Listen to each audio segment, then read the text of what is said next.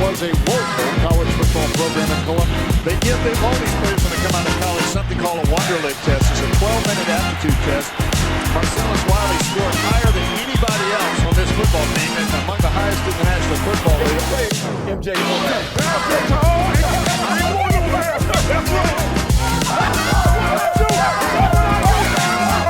boy, you forgot who you talking to. It's wet. Let's go. My name's Noah Lack. I'm the host of the Athletes and Assets podcast. And today, I'm joined by former Columbia Lion. Yes. Former NFL Pro Bowler. Yes. Okay. One of ESPN's greatest talents of all time.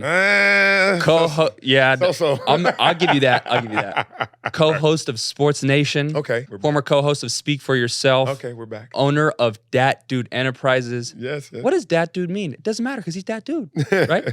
Former author, overall incredible human being, Marcellus Wiley, Compton, California native. Thanks so much for joining, man. Man, love, brother. How you feeling? I'm feeling great, but we got to skip the small talk and go right into it. Yeah, the eulogies when I'm alive still, I don't need it. Yeah. Let's get into Let's it, get into it, man. So you got the sheminium on, right? Like I do. The muscle, you still got it, right? The muscles are... I can suck in. How long is the interview? I can suck in for about 30. Then it's going to let go. Yeah. Okay, so I'm one of those people that's like, fuck around, let's find out. Ready? Oh, okay. Still got, let's get in the trenches, right? Where your contract at, bro? This ain't Pop Warner. I ain't playing for free and candy money. Yeah, man, I wanted to see what you had, man. I ain't got none of that. I'll still be trying to get up if I even try to get up. Okay. Man. Yeah, for sure. Well, man, thank you so much for joining me, man. I love, brother. I want to talk about the entertainment industry for dummies. Let's assume that people watching this or athletes watching this know very little about how your career works and how people in media keep food on the table and sort of the dynamics of Hollywood. Yeah. But before we begin, man, before we jump into the media side, I got to ask you this one first, right? Okay. So, I'm from Houston growing up. By the Galleria. Yep. Let me stop. Every person I know from Houston, I was like, where you live? By the Galleria. I'm like, God dang. I did not grow up. Galleria. I mean, it's kind of true. I did grow up by the Galleria. Shit. This is one of the most interesting things about you that I want to cover really quick. So if I told my friends back in high school, I'm going to go play basketball at Columbia, the first question they would ask me is, well, why would you go hoop in South America? Yeah. Right. I've been there. Yeah. I've heard that. Well, you went to Columbia in New York, that decision for you, man, playing football, what went into that? Oh, man. It was easier than I think people realize. I'm from L.A. I'm from Compton. I was raised there, greener pastures, South Central L.A. My family, when I first took notice and attention to our circumstances, I used to hear these stories of my grandmother who grew up in Watts, and she wanted greener pastures, so she moved to Compton. And then obviously Compton got the reputation, well-deserved, for some of the issues in the 80s especially. So my mother, who had 3 brothers, 2 murdered, 1 committed suicide, street life 101. She didn't want her son to go through that. So we moved from Compton, saved up our pennies, and moved to South Central. And then South Central, well-deserved, earned that reputation. So it seemed like a lot of the trouble followed me. That said, the gangs, the drugs, the poverty, as challenging as that wasn't the worst part about where I grew up. It was the low ambition. I just kept looking around and I saw people who had jobs, not careers, people who lived on the edge, people who were just like fed up, at their wits' end. Like every day you go to the store, you see somebody yelling at a kid and you're like, why are you yelling at the kid? Yeah. And then you realize it's not the kid. It's not even what the kid wants. It's the fact that the person had unrealized dreams and goals. So that person is taking out their frustrations on any and everybody around them. Right. I came to that calculation pretty young, and I realized that, man, how am I gonna get out of here? Yeah. And I didn't mean it physically. I meant like mentally. I meant like in terms of circumstances. How can I get out of this? And what I realized is I was a fast kid, so I knew I had some athleticism. I could race anybody and beat them. I mean, you ran track. You were track. Yeah, I was a national champion in track. But before I knew that, I just beat your daddy. I beat your uncle. I was like, dog, I'm fast. Yeah. And the other thing was I was smart, and it wasn't like some genius type of smart with a label. It was more intellectually curious. Like I was the kid in the front of the class raising my hand, actually trying to figure out what was the capital of California, in the first grade. Saying, I just loved it. People call me a nerd and I embraced it. I was like, oh, that's supposed to be a diss? Like, I'm in class in school, I'm the MVP of class. Right. So then I go outside, I'm the MVP in sports, and I boxed them in. They didn't have anything to say. So the Columbia decision comes from a balancing act. I realized that you could go to any school and get drafted if you're good enough. Right. A lot of people are too scared to take that challenge, or they prioritize athletics over academics. I did not, because I didn't want to return back to that neighborhood with a sob story saying it didn't work out in football. For sure. Now I don't have the education that is pristine enough to open up as many doors as it could. So I just went with basically everyone thought if you went to an Ivy League school, you're smart. Whether you are or not, I said I'm going to ride with Got it. there, yeah. And I'll ball, and hopefully I'll get drafted and end up living the best of both worlds. Absolutely. When you were playing, did you know you were going to go into media? Were people saying like, Marcel, you talking all this stuff, like, man, you should maybe take this to TV at some point? No, because it's the same reason I didn't know I was going to make it to the NFL. I didn't even know the NFL was a thing when I first started playing football. I was 8 years old. I was just in front of my house playing with my friends, and they were like 10 or 11. One by the name of Dominique Walker. He's the one that introduced me to football as a structure, as a team. And he was like, dog, you crazy and you fast. You should play football. I was like, the stuff I see on TV. And he was like, yeah, you should do that. And I was like, oh. And I just kept running around. I'd dive for the ball on a car. I'd run into the curb. I didn't care. As long as I caught the ball. Street football. It's like the video game. Yeah. And he was like, nah, you got to go sign up. He played for Inglewood. He's like, I'm going to give you the information. Come sign up. And the rest is history. So I didn't think when I was playing football that there was a league where people had jobs and they were making millions. Play football. At the time, thousands probably, playing football. So it's the same thing when you talk about me and at Columbia or anything. It's like the media part, I didn't even think that was a job. I didn't know about NFL Live. I knew that there was an ESPN. I knew that Chris Berman, if he said your name, you were the man. Right. But I didn't know they had daily shows. I was playing ball. I was like, I didn't know what Mike and Mike was until I was on Mike and Mike. I was like, what the hell is this? Then I realized how epic and big it was. But no, my thoughts were to finish playing ball and figure it out. And then what ended up happening is my relationships figured it out for me. Okay. People are like, dude, you always tell the truth. You give us colorful answers, and you're not a mumbler like, oh, it was a good game. Like, I like people. So if you're behind the camera, you're a reporter behind the mic, I'm still going to talk to you like the MVP of my team. So those relationships really answered the question for me. I mean, you make it look easy. I mean, you've been doing this for decades, right? But the entertainment industry is like notoriously difficult to break in and stick in and carve out this, career for yourself. Can we talk about some of the challenges from the business side of media and what you've had to face, like maybe early on? Yeah, I think people got to realize that to get through the clutter, to get through all the people, it's like a success pyramid, I always say.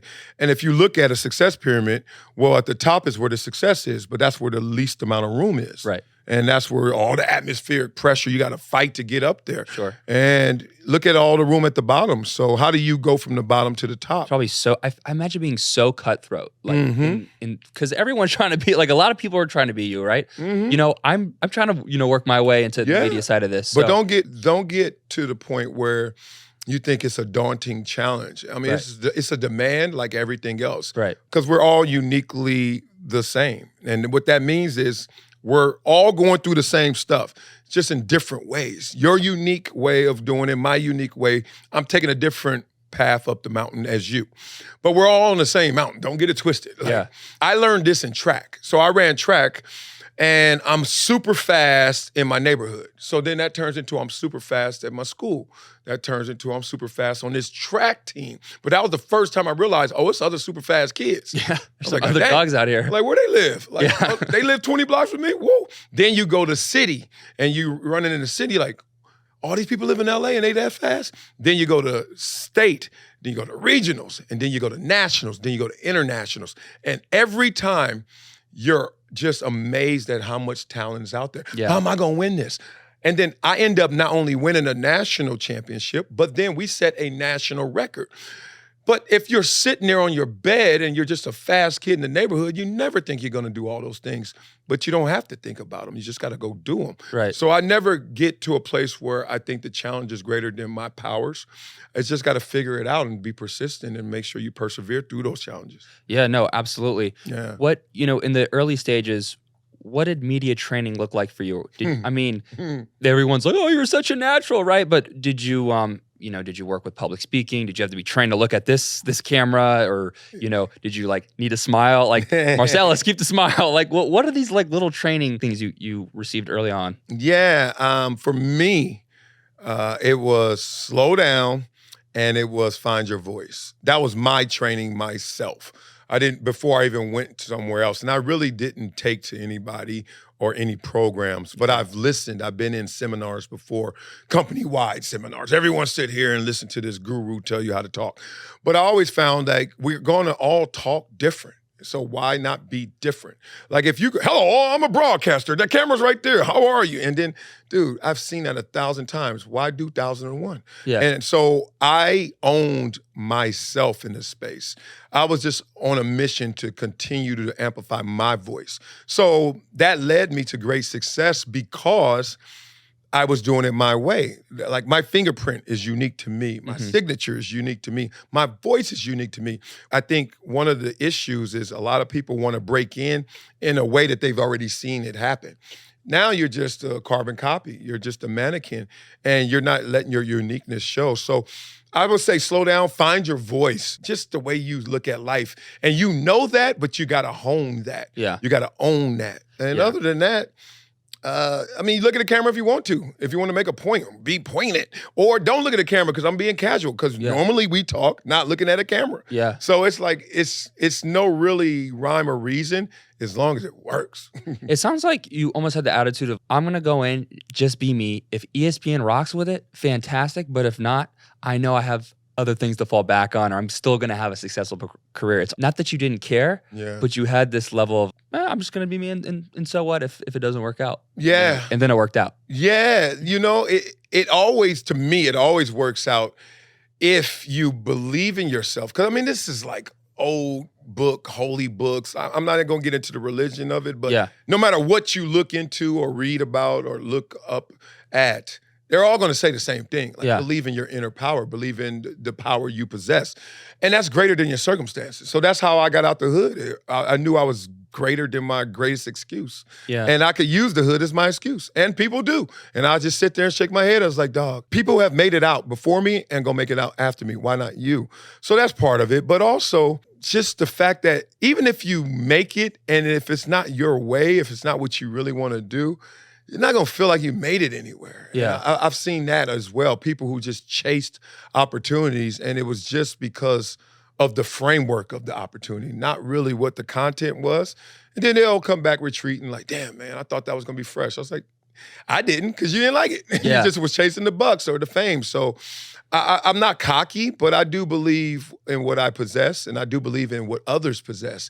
It's just they got to believe it for themselves. Absolutely. When we think of Hollywood and the media industry, we think of LA, the palm trees, you know, actresses, models walking around smiling. Here. Man, I'm from Texas. I just came here, man. It's hot as shit. It's smelly, and like the entertainment industry is not like some friendly place. Yeah. What have you learned about Hollywood? It's just like, damn, like this is how it works. Yeah, I'm not jaded because I'm from here. So like, some of these stars were like my friends in the third grade, and obviously we're not stars. Yeah. And if anything, to be a star in the third grade, all you got to do is be good in sports or just be a class clown, like some simple stuff. Then they're like household names now. You're like, wow, that's pretty cool. Yeah. But I don't look at you like you're a household name. I look at you like the dude who needed lunch tickets in the third grade, right? Yeah. So I look at Hollywood like it's the law of attraction, the law of association.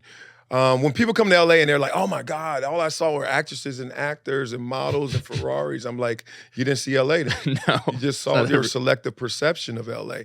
It's the same thing with Hollywood. Like there are amazing people in Hollywood.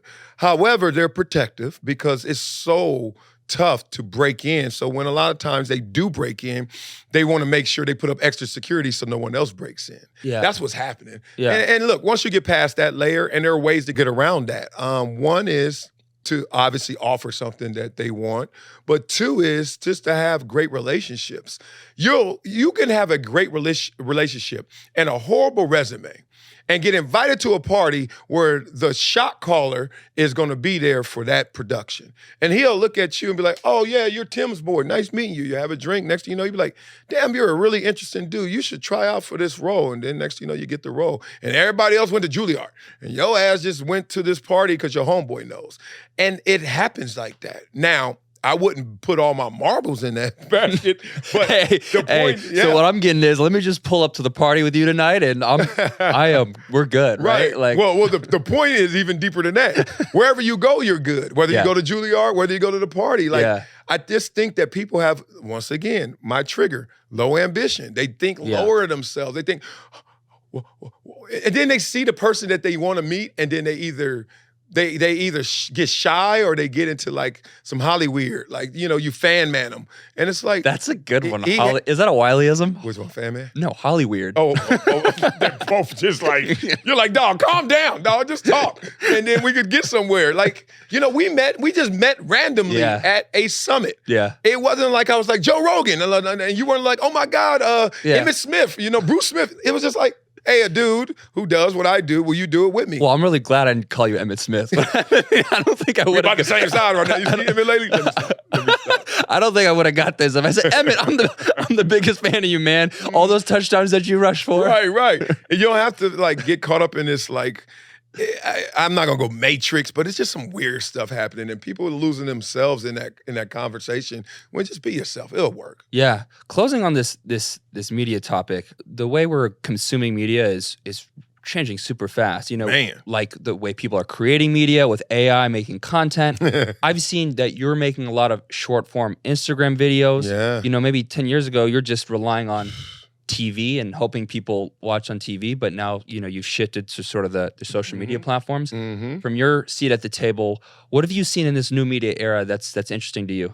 Well, it goes back to actually some of the conversations we were having at the summit where we met, where content is king. And I've heard that since I got into media. And Bill Gates, I think, said it in 98, 99. Yeah. And everybody was like, all right, whatever, duh. But I thought content is king meant just stay on the air, stay on TV, stay on the radio, as I was for 20 plus years. And, that's me being the king of content. Then I realized, and it was funny because I'm sitting up there in a suit and tie, and I'm one of the experts, as they call us, or analysts and hosting shows. And I started to realize the tide shifting. Like, oh, they're not coming to me. I got to go to them with social media. Them meaning the audience. The audience, yeah.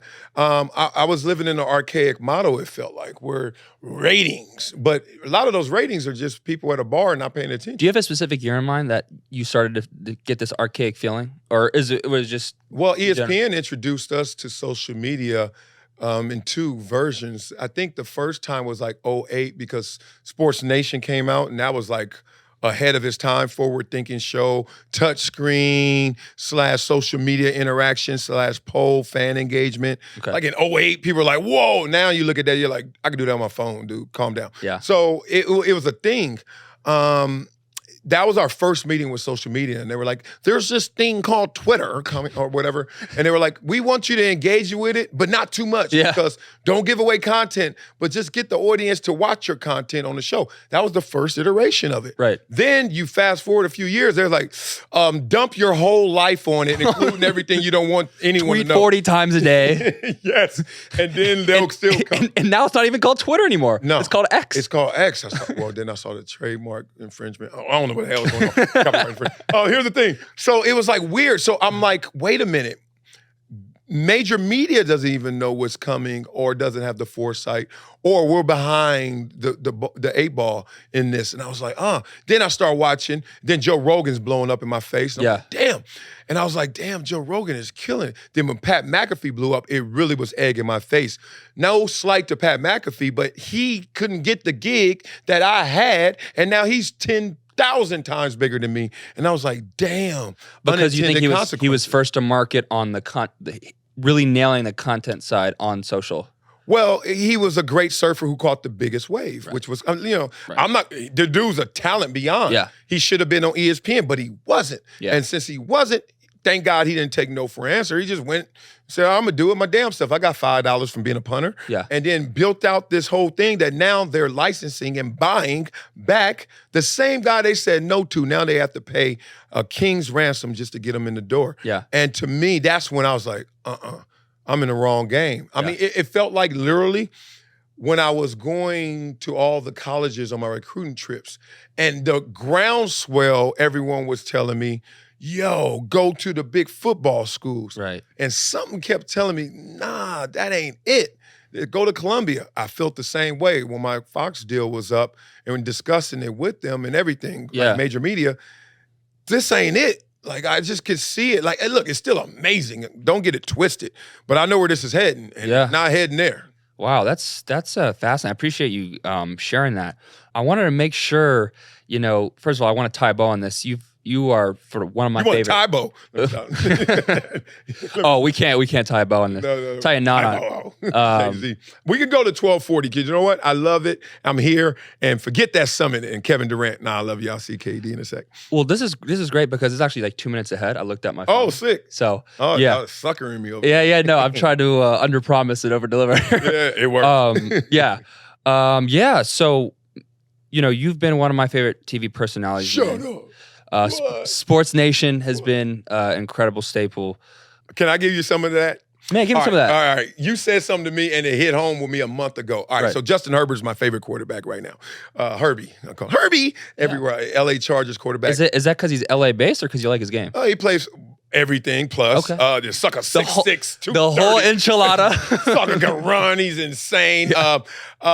People discounted him. They said he couldn't, and he's been everything plus. He plays for my former team, the Chargers. That's my favorite team. I'm a season ticket holder. Blah, blah, blah. A little bias in there, but he deserves it. Here's the thing. My cousin works for the Rams, so we got smoked, but that's not a discussion. Okay. No. We can't do that. Okay. Y'all got us right now. All right, we're going to 12:30 now? Yeah. Gotta go. Clock is accurate as hell now. Oh, man. So, like, I was just on this whole campaign of laughing, like, when am I going to meet Herbie? And it kind of caught steam. People were like, dog, when's Marcellus going to meet his favorite football player, Herbie? And finally, I was at a golf tournament. I had to host the Chargers tournament. And who pulls up behind me? Yep. Justin Herbert, all 6'6". I was like, I fan man him. I was just a kid in the candy store. And then he was, bro. And he stopped me and he said, bro, you don't understand how much I love you. I grew up watching you on Sports Nation. And it clicked. Now I know he's only 24, but that was the first time I thought of him like, oh, snap. I actually helped raise this dude because he used to watch our content when he was in junior high school and stuff. Yeah. So when you bring that up, it kind of hits me in a good spot because I'm like seeing a whole generation of cats, like grown-ass adults who are like, dog, I used to rock with you when I was a kid. You have the right attitude for that because I think a lot of people would their first reaction be like, damn, I'm getting older. I don't want to put that on you. Right. But no, man, you influenced a whole generation. And now that a lot of the talk show hosts, I don't really listen to that much anymore. That part, yeah. It's a thing right now. It's a different animal right now because journalism has morphed into entertainment, which it always was under the umbrella, but now it's gotten so laser focused on entertaining that we're kind of losing our way. But entertaining on the ice, because if I say the word damn in this episode, like I'll get canceled. Cancel me, please. You know, it's just such it's a tough environment right now to do media, which I give respect to you guys even more so now. Yeah, I mean, you got to navigate around a lot of stuff, but at the same time, one, don't believe in cancel culture. It's a lie. Yeah. Two, say what the hell you want to say, and look, even those who are in traditional media, they're saying what they want to say, but you got to own whatever you're saying, and that's the thing. Too many people are being silenced in their true, authentic voice, and therefore the conversations are being narrow, and they are going towards one side, which is the loud minority. Like, the dummies in the back of the class have the microphone. Like, that's what social media is half the time. That's when I listen and watch TV, I'm like, why y'all in the back of the class talk? Like, I was the asshole in class. Yeah. Like, because one, you ain't gonna talk about me. I'm from Compton, my family in them streets, so I was protected. Yeah. But I never flexed that, except a couple times. But I ain't flexed that much, but no one messed with me. Then I'm the MVP. And then I'm like smart. I'm like, dog, forget all of that. We are in this class for 6 to 8 hours. Can we please shut up? Yeah. I don't care what kind of feelers you got on. I'm trying to learn the capital of California, and it's just that damn simple. And cats will get mad at me, and then I'll go back at them, and then we'll realize we are here for certain reasons. So let's just get to work, man. And I was like that on the football field, like just do the right thing. Yeah. I'm a big believer in the science of life, and I hate that people don't believe there's a science of life. Discipline, desire, determination, perseverance. Like, there's a science. And if you are not buying into the science of life, your ass is going to fail. Simple as that. If you think you can do whatever you want and get there, good luck with that. I got to say also, like, you would have been a really good study buddy for me, but we couldn't have done it in the library. You know what I mean? Because, Right. it would be too loud. Nah. Boy, at Columbia, it was a loud-ass library. It was weird. But Really? Yeah, it was weird. I guess they're so smart, they're like, why be quiet? Like, we got to discuss this. Like, we got to talk about this. I was like, damn, it's a loud library. Imagine an archaic library where, like, I take a step and someone goes, shh, you know what I mean? Yeah. And you're 6'4", 280. Right? Maybe that's what it was. They're like, oh, Marcel's in here. It's all right. Let him talk. Oh, no, man. But I really appreciate that, man. And congratulations on your continued success. And, Man, love. glad you're in the A&A community. I want to really spend some time talking about the other side of you that I'd like to shed light to. You told me this when we met a couple days ago. As much as this world is such a business, transactional world, you like to consider yourself a teacher as well. And part of that is you founding Project Transition. Yeah. Do you mind telling us what Project Transition is and what motivated you to start this? Yeah, I think the motivation was just my journey, being a fork-in-the-road kid who wanted to do the right things and go right at that fork in the road and all the forks in the road, and making sure that I can now help somebody else navigate that experience. So Project Transitions, we help with the youth, at-risk youth, underserved, underprivileged, people coming from dynamics that are really demanding. So the kids are kind of losing a little of the clarity of their dreams and their goals. So what we do in the programs and through our mission is to make sure we meet those kids where they are and help them through those forks in the road. I basically had to start this foundation because people will read my resume and think like, wow, that's a lot of accomplishment, man. You did it. And I'm like, yeah, but I'm not special, bruh. And I mean that. I tell them, I'm like, dog, I just sacrificed at times. I just didn't go to that party. Yeah. I just didn't chase that girl. Well, you went to the right party that got you into. I'm kidding. They hollered at me. You know, the goal of any man playing anything, doing anything is to be as wanted as a beautiful woman. Like that, I always say that. Like, there's nothing more wanted than a beautiful woman. She can't go to the grocery store when she's 19 without 50 dudes trying to holler at her with business cards, right? And when people say, what does it feel like to make it to the NFL? I was like, feel like being a pretty girl. You know what I mean? Everywhere you go, somebody talking to you. Everywhere you go, somebody trying to holler at you. You're just like, ain't no different. So the point is, you got to tell these kids they possess something this world desires, and this world can't get from anybody else, anywhere else but you. But are you going to give it? Yeah. And that's what we do. And so in our mission, we make sure we inspire the inner power in these kids and don't let them look at their neighborhoods and their circumstances, affluent or underserved. Because a lot of times people think that if you got it all, you got it all. Yeah. My son has a lot right now, way more than I had, and he still has his own issues, right? So we meet the kids where they are and make sure that they go the right way on those forks in the road. Absolutely. And something that you addressed earlier, how do you specifically nail getting rid of low ambition? You mentioned low ambition with your background. Do you have a program or infrastructure in place to address possible low ambition? Yeah, we do. I think the easy answer is reinforcement. You just got to go back. So we're not the traditional model. We don't have a big assembly and bring in a celebrity, or I show up and here I am, and hey, kids, for 1 hour, listen to me talk about how I made it here and you can too, and the kids start eye rolling. Wileyisms for 30 straight minutes, baby. You can find me on Instagram, or I can come to you in person and talk about it. Trust me, Instagram will go up because the kids be in the back row like, man, this dude. I mean, I did the same thing. I actually was attentive more than my teammates and friends and classmates, but I remember looking in the row and Cassie just be like, come on. Like, you know, Carl Lewis came to our school. I'm like, yes. And everybody's like, man, I ain't gonna be fast like Carl Lewis. Why he here? You know, like, you're just distant from that person's experience. I can't. So what we do is we reinforce, we continue. So once we have our assembly, we gather the information, put them into our program, And then they're a part of Project Transition. And then we check up on you. You come back to the programs. We continue to talk through these things while we have the metrics of you, where you started and where you are. So we track that progress. And that's the science of life. Yeah. Like if a kid has missed 10 days of school one semester, hey, we're looking for 7. Yeah. The next one. And then we see 3. And then you just start to work on that. If his GPA is 3.0, we're looking for 3.1, looking for 3.2. So all these things are trackable. We try to find the metrics so the kids can find a greater esteem outside of just the abstract. And they're like, oh man, I did get better. Yeah. And then we're going to say that can continue for life. Right. What's the structure of this? Is there a specific like Project Transition office building, or is this you partnering with high schools and you have this, can you describe the organization, like how that runs? Yeah, it's through partnerships.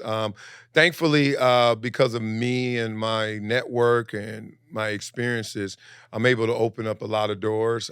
It's not a cold call. It's always a warm call. I'm always invited to speak at school, speak with the kids. So our structure is kind of like the new model, right? Okay. We're not brick and mortar, but we program and we have partnerships with brick and mortars like LA84, like Sola. Like there's a lot of organizations out there that we work with that are brick and mortar, but we're not, because what I didn't want to do is pour my resources into telling the kids to come to me. I just left that model in traditional media. I'm coming to you. Right. So I go to the schools, I go to the facilities, I go to the foster care homes, I go to everywhere where the kids are, and our global ambassadors do the same in their own locales. So it's just kind of like a 2.0. It's like Boys and Girls Club reimagined. What is a successful metric that you're trying to measure? Like, okay, this is a success because X, Y, and Z has happened. What does success look like here? It's always starting with attendance, as boring as that can be. Like just getting a kid there. I mean, you'll be amazed how many kids miss school. I mean, you know the statistics about high school dropouts, things of that nature is pretty damning. But just kids who are like, no, I'm still in school, but I don't go to school. Yeah. So the first thing is attendance. Why? Because attention is invention. So these kids got to realize that I can't do anything, make anything of my life if I'm not there. Yeah. And there are so many positive attributes come from just being in that class, right? You learn structure. You learn teamwork because you got to work with others in that class. You learn discipline. You can't talk, things of that nature. Now, all these things are not utopian. They don't go as well as planned. But you stay and reinforce these things with these kids. And then it starts to hit. A kid gets some success because not everyone has the same mental makeup. Sure. So it's a little nature, it's a little nurture. And you got to figure out where you are in the scale and that balance with these kids. Absolutely. Are you guys just working out of LA right now? We're starting in LA. Starting in LA? You're working other places. Yes. But we're starting, like our focus is like in the 90 percentile LA. Because I got to be able to touch, see, really give all the essential experiences with these kids on purpose. Yeah. I have ambassadors in lots of places, different locales that are ready to activate. But as we go through this 2.0 model, because that's in part why I left as well, I was losing my voice in terms of talking and touching the people in the community that needed to hear it. And that's everybody. Like, if you're arguing about the Jets for the 12th time and the Packers, and oh my God, who's gonna win? Look, there's no slight. It's just, that's not what I was built for. Yeah. I did. We can argue about that all day, though. I mean, For real. I could sit on a couch and It's Dak top 5. And I'm like, there's a kid sitting there probably like, oh, he's getting famous off of that. Oh, he's getting a big check off of that. But that's not who I am. Right. I was the teacher. I was going to be a school teacher. right. So You I'm mentioned that. I was like, yeah, I got to get back to that classroom, bro. yeah. Mm-hmm. Man, this is amazing. Well, Marcellus, thank you so much for joining the pod, man. Another dub for the athletes and as community. How fast have you ever said that and messed it up? Like, let me hear it. If you can't say it 3 times. Athletes and assets, athletes and assets, athletes and assets. It sound like a damn rump shaker. Sound like it's on BET Uncut. Athletes and asses. Welcome to 106 and athletes and I assets. know, right. I love it. That's That's dope. a wrap, man. Appreciate you, brother. All right.